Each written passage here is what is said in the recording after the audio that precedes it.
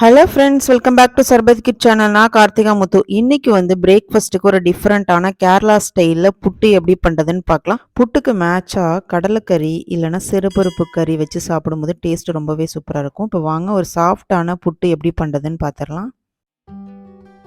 புட்டு பண்ணுறதுக்கு ஒரு மிக்சிங் பவுல் எடுத்துக்கோங்க. நான் இன்னைக்கு அரிசி புட்டு தான் பண்ண போகிறோம். ஸோ ஒரு கப்பு அரிசி மாவு போட்டுக்கோங்க. மாவு கூடவே 1/4 ஸ்பூன் சால்ட்டு போட்டு நல்லா மிக்ஸ் பண்ணி விட்ருங்க. அப்போ தான் அந்த மாவோடையே அந்த சால்ட்டு மிக்ஸ் ஆகிருக்குங்க. இப்போ கொஞ்சம் வார்ம் வாட்டர் எடுத்துக்கோங்க. அதை கொஞ்சம் கொஞ்சமாக ஊற்றி நல்லா மிக்ஸ் பண்ணி விட்ருங்க.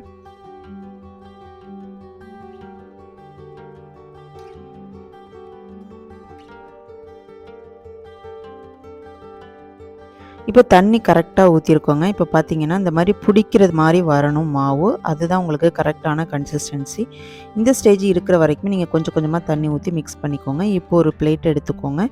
அதில் நம்ம மிக்ஸ் பண்ணி வச்சுருந்த அரிசி மாவை இந்த மாதிரி ஒரு ஜல்லடையில் வச்சு நல்லா சலிச்சுக்கோங்க.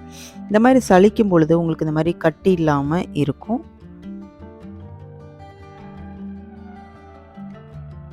இப்போ நமக்கு ஒரு சூப்பரான புட்டு மாவு ரெடி ஆகிட்டுங்க. ரொம்ப சாஃப்டாக இருக்குது பாருங்கள். நெக்ஸ்ட்டு ஒரு கப்பு தேங்காய் துருவலையும் எடுத்து வச்சுக்கோங்க. நெக்ஸ்ட்டு இது மாதிரி ஒரு புட்டு குழாய் எடுத்துக்கோங்க. இதில் ஃபஸ்ட்டு நம்ம தேங்காய் துருவலை சேர்த்துக்கலாம். ஒரு 2லேருந்து 3 ஸ்பூன் தேங்காய் துருவல் போட்டுக்கோங்க. நெக்ஸ்ட்டு அரிசி மாவு 2லேருந்து 3 டேபிள் ஸ்பூன் போட்டுக்கோங்க. இதே போல் மாற்றி மாற்றி தேங்காய் துருவல் அரிசி மாவு அப்படின்ற மாதிரி ஒரு 4 ஸ்பூன் ரேஷியோவில் போட்டுக்கோங்க.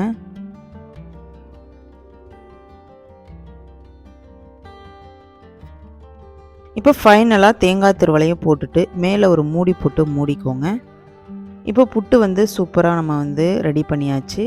இப்போ நம்ம இதை வேக வச்சிடணும். இப்போ புட்டு குழாய்க்கு கீழே ஒரு சின்னதாக பவுல் இருக்கும். அந்த பவுலில் ஆஃப் அளவுக்கு நீங்கள் தண்ணி ஊற்றி நல்லா கொதி வந்ததுக்கப்புறம் அந்த புட்டு குழாயை மேலே வச்சுருங்க. வச்சுட்டு ஒரு 5லேருந்து 7 நிமிஷம் வரைக்கும் அப்படி நல்லா கொதிக்க விட்டதுக்கப்புறம் இந்த மாதிரி ஆவி வருங்க.